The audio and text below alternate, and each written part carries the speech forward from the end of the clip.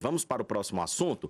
Frentes de esquerda que abrigam sindicatos e movimentos sociais anunciaram que irão realizar no dia 23 de março manifestações nas 27 capitais para defender a prisão do ex-presidente Jair Bolsonaro.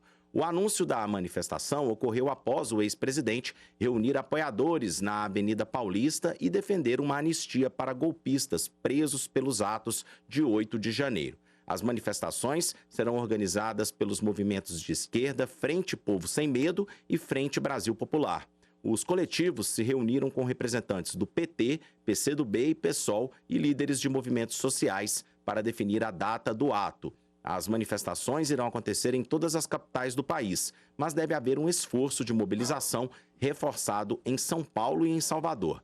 Bolsonaro é investigado pela Polícia Federal por ter planejado um golpe de Estado após as eleições de 2022, junto com seus aliados e militares de alta patente. Ana Flávia, a esquerda quer mostrar a força que foi vista da extrema-direita no apoio a Bolsonaro no último domingo? Então, vou repetir meu comentário. Eu acho que é bom para a democracia. Todos os manifestos e todas as participações populares, eu acho que todos têm que ter direito a se manifestar. Essa polarização no Brasil que me incomoda um pouco. O Brasil costumava ser um país moderado. E, mas Ana, não tem problema nenhum. Realmente, não tem problema nenhum.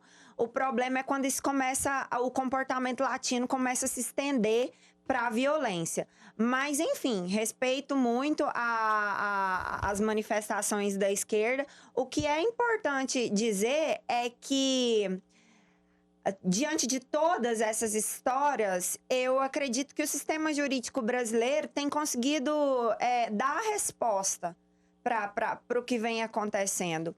O que o ex-presidente Bolsonaro foi condenado até agora a estar inelegível é pelos ataques que ele fez ao sistema eleitoral. É um fato, todos vimos. Foi ao vivo, na televisão e em todos os meios de comunicação possível. Agora, em relação ao golpe que se pede a prisão dele, tem minuta, tem tudo, mas cadê o fato em si? O ter a minuta é mesmo crime? Porque devia estar assinada, então, pelo menos, né? O que eu vejo nesse sentido. É grave. E volta a reforçar, o que nós temos enquanto população que não estamos lá julgando, o que nós temos enquanto população é que avaliar os comportamentos, né?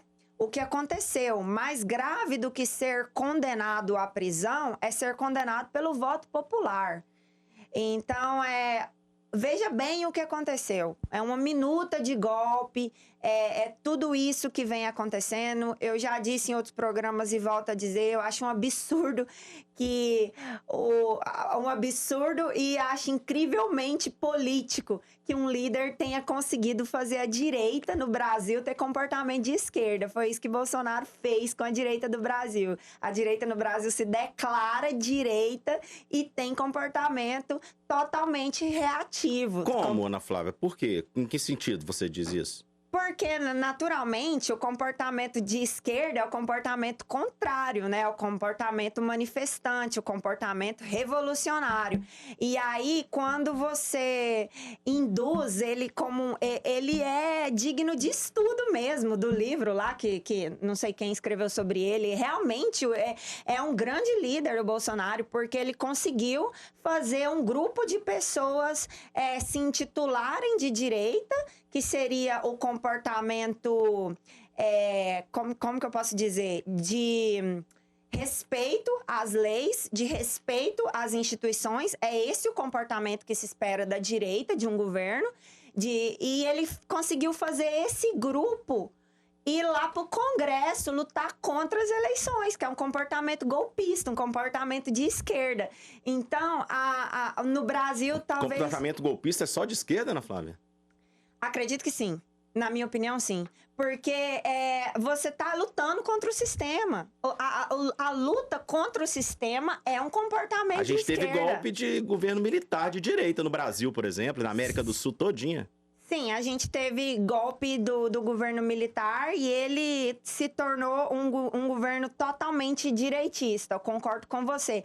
Mas nesse ponto, você tem aí, apesar de você ter um líder militar, eles estão lutando contra todo um sistema.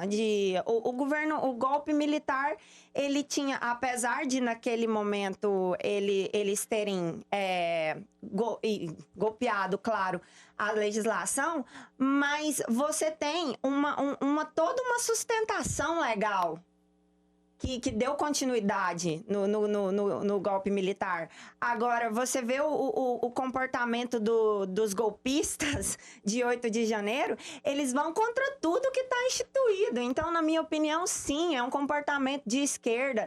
E é por isso que eu acho o Bolsonaro, enquanto líder político, fantástico. Mas quando você pega pessoas de direita lutando contra tudo que elas mesmo pregam, acho uma inconsistência, uma incoerência gigantesca. Cairo Montelo, essa manifestação da esquerda pode trazer alguma pressão maior para que o judiciário acelere a prisão de Bolsonaro? Sua pergunta, Rafael, foi excepcional. Eu acho incrível quando a gente fala de investigações da Polícia Federal ou do judiciário, o movimento popular, uma manifestação que possa pressionar a imputação de um crime a alguém, a um sistema que só deve olhar para as provas e só deve olhar para um processo judicial, né? A justiça, de fato, ela não deve ceder a nenhum tipo de pressão popular. Eu acho até uma piada por parte da esquerda. Eu recomendo que não façam,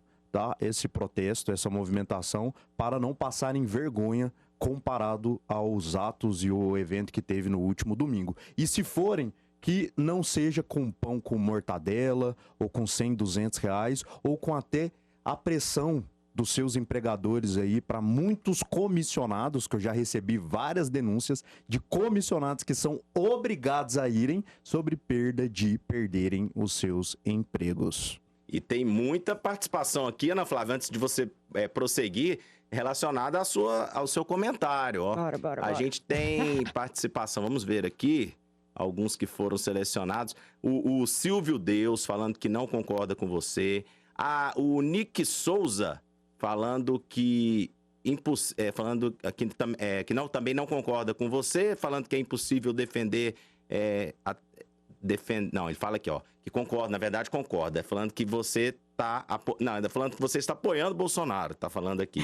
Aí tem uma opinião aqui da Mislene, a Mislene dizendo que a sua análise não está correta, falando que você pode ser totalmente contra o Bolsonaro, mas é fato que essas reações foram por conta das proibições e interferências políticas do STF.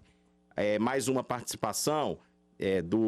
Aqui é o Márcio. O Márcio já está falando que gosta muito dos seus comentários, Ana Flávia, que você é muito inteligente. Ô, Rafael, eu queria só auxiliar aqui a doutora Ana Flávia. Eu entendi o raciocínio dela e os atos, o que aconteceu no dia 8 de janeiro, nós temos sim criminosos ali que de fato precisam ser investigados e precisam ser punidos. Porém, ações como as que aconteceram no dia 8 de janeiro foram praticadas diversas vezes por integrantes da esquerda, pela esquerda, por determinados líderes. Já houve ataques ao Congresso, já houve ataques ao apartamento de ministro do STF e nunca houve essa perseguição massiva. Né? Esse trabalho conjunto de tentar incriminar essas pessoas, colocarem dentro de uma caixa, dentro de uma narrativa. Eu acho que a doutora Ana Flávia quis levar para esse ponto e quis levar também para o seguinte ponto. Geralmente é a esquerda que é extremamente incomodada com o sistema e que vai para a rua e que protesta, e tem protestos excessivos, assim como aconteceu no dia 8 de janeiro. Tá? E é importante pontuar que